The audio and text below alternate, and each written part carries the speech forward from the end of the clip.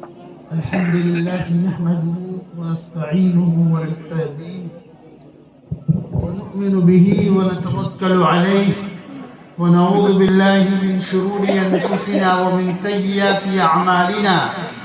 من يهده الله فلا مضل له ومن يضلله فلا هادي له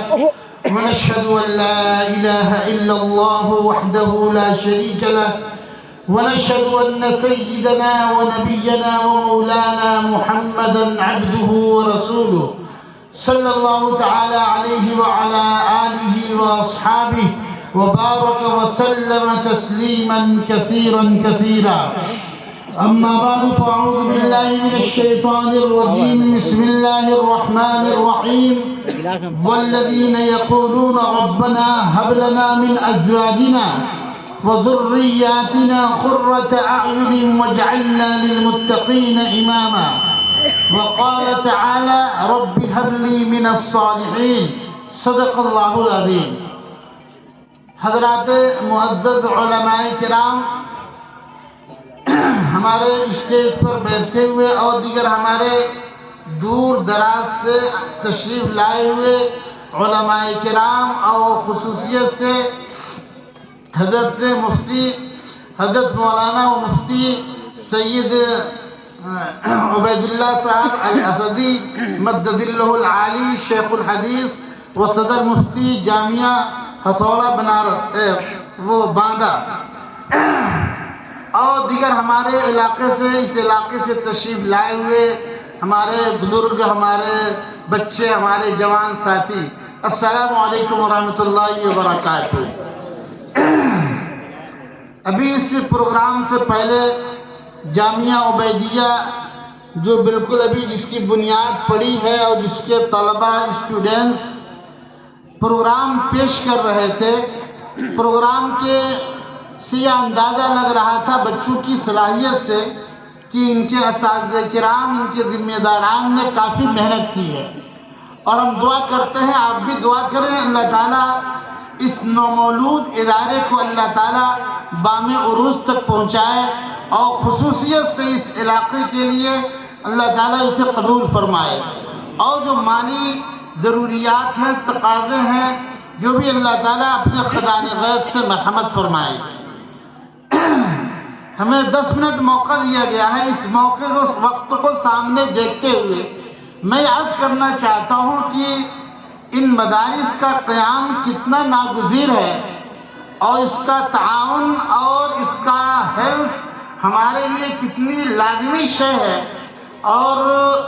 ہمیں اس سلسلے میں زیادہ سے زیادہ کوشش کرنی چاہیے کہ ہمارا مال اور خصوصیت سے ہماری جانیں اور ہمارے مشورے، ہماری صلاحیتیں ان مدارس کو باقی رکھنے اور ان مدارس کو جو ہے ترقیات میں، مدارس کو ترقی دینے میں صرف ہو۔ اسی ہندوستان کے اندر خصوصیت سے ہندوستان پر 800 سالہ ہماری حکومتیں رہی ہیں۔ جب ہماری حکومتیں رہی ہیں چپے چپے پر مدارس قائم رہے، لیکن جب انگریزی دور آیا، انگریز جب اس ملک پر پورا کنٹرول اس نے حاصل کی تو سارے کے سارے اسکولوں کو جو مدارس کی شکل میں تھے، جس میں سارے سلیبس پڑھائے جاتے تھے، آپ کو اس میں انجینئرنگ کی پڑھائی جاتی تھی، اس میں آپ کو جو ہے ڈاکٹر کی بچوں کو بنایا جاتا تھا، اور دیگر جو شعبے جات ہو سکتے تھے وہ ساری چیزیں داخل تھیں۔ لیکن جب انگریز کا پورے طور پر کنٹرول ہوا تو اس نے سب سے پہلے سارے علوم کو تو باقی رکھا، لیکن جو قرآن و سنت کی تعلیم، قرآن کی احادیث کی تعلیمات ان مدارس میں یا کالجز میں ہوا کرتی تھی، اس پر اس نے پورے طور پر بین لگا دیا اس نے۔ اب مجبوری یہ پیش آئی کہ جو ہے سلطنت مغلیہ سلطنت کا زوال ہو چکا ہے اور انگریزی حکومت کا پورے طور پر غلبہ حاصل ہو چکا ہے، تو مسلمانوں کے پاس فنڈ بھی نہیں تھا کوئی، جو اب سرکاری جو ہے فنڈ ختم ہوا، اس لیے ہمارے علماء نے، ہمارے اکابر نے اس وقت سوچا کہ اب چندے کو لا کر کے خصوصیت سے جو ہمارے متمول افراد ہیں، مالدار افراد ہیں، ان سے یہ کہا جائے کہ وہ اپنی زکوٰۃ ہی 2.5% نکال دیں تاکہ موجودہ جو حالات میں تعلیم سے بچے دور ہو رہے ہیں، اور ڈر یہ ہے کہ اس پرفتن دور کے اندر ہمارے بچے جو ہیں وہ عیسائی مشریوں کے شکار ہو کر کے قرآن و سنت سے کافی دور ہو جائیں۔ اس ایسے مرحلے میں ہمارے اکابر دیوبند نے، اکابر علماء نے چپے چپے پر مدارس کا قیام کیا اور لوگوں کو یہ بات سمجھائی اور لوگوں کو یہ بات ان کو اتنی نشاندہی کی کہ اب ہمارے پاس تو کوئی ایسا ذریعہ معاش رہا نہیں، حکومت ہماری رہی نہیں، یہ مدارس کے فنڈ حکومت طے کرتی تھی اور دیتی تھی، وہ فنڈ غائب ہو گئے۔ تو اب ہمیں چاہیے کہ ہمارے جو متمول افراد ہیں، ہمارے اندر جو پیسے والے افراد ہیں یا جو کم ہی پیسے والے ہیں، کم سے کم وہ اپنی زکاتیں نکال کر کے موجودہ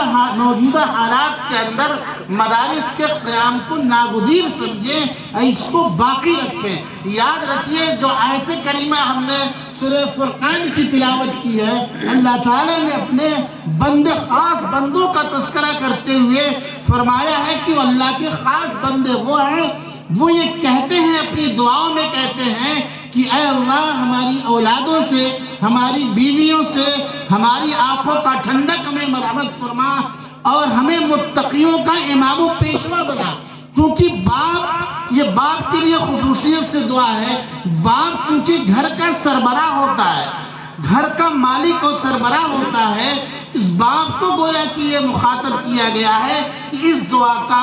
وہ بطور باپ ہونے کے، شوہر ہونے کے اس دعا کا اہتمام کرے تاکہ اس کے ذریعے سے اس کی اولادیں نیک اور صالح ہوں۔ اس دعا کے ساتھ ساتھ ہمیں خود اپنے بچوں کی اول مرحلے میں تعلیم و تربیت کے لیے یہ جو مکاتب ہیں، مدارس ہیں، جو ہمارے بچوں کی نشو و نما اور ان کی صحیح تربیت تعلیمی اعتبار سے کر رہے ہیں، ان مکاتب میں اپنے بچوں کو بھیجیں اور ان مکاتب کا دامے درمے سخنے ہر اعتبار سے تعاون کریں۔ یاد رکھیے اس موجودہ دور کے اندر ہم جو ہے بے تحاشا دکھلاوے کی خاطر دیگر دنیاوی شادی بیاہ میں جو فضول خرچیاں کر رہے ہیں، اگر اس کو ہم روک کر کے اپنے علاقے کے اداروں کو، مدارس کو دے دیں تو انشاءاللہ العزیز ہمیں اللہ کی ذات سے امید ہے کہ یہ علماء، اچھے حفاظ، علماء مفتیان تیار کرنے کے ساتھ ساتھ آپ کو اچھے ڈاکٹر بھی دیں گے، آپ کو انجینئر بھی دیں گے، اور وہ ایسے نہیں جو وقت اور حالات کے اعتبار سے چاہے ماحول میں ڈھل جائیں اور مرتد ہو جائیں یا جو ہے وہ نفاق کا شکار ہو جائیں، بلکہ آپ کو ایسے انجینئر ڈاکٹر دیں گے جو ان مدارس کے ماحول میں اپنے بچپن کو ڈھال کر نشو و نما کو اس میں رہ کر کے انشاءاللہ العزیز آپ کو اچھے ماحول میں ہو، جہاں بھی جائیں گے، جس جگہ جائیں گے، آپ کے ملک کا، آپ کے مدرسے کا روشن کریں گے نام روشن، اور خصوصیت جو سب سے بڑی بات ہے وہ اپنے ایمان کی حفاظت کریں گے، اپنے اعزاء و اقربا اور اپنے ماتحتوں کی ایمان کے محافظ ہوں گے۔ ورنہ اس پرفتن دور کے اندر جو حالات چل رہے ہیں، جن لوگوں کی مکتب کی، مدرسوں کی تعلیم جنہیں حاصل نہیں ہوئی، وہ آج جا کر کے نفاق کا شکار ہو کر کے، پڑھے لکھے ہو کر کے، دانشور ہو کر کے وہ اپنے راستے سے بھٹک رہے ہیں۔ میں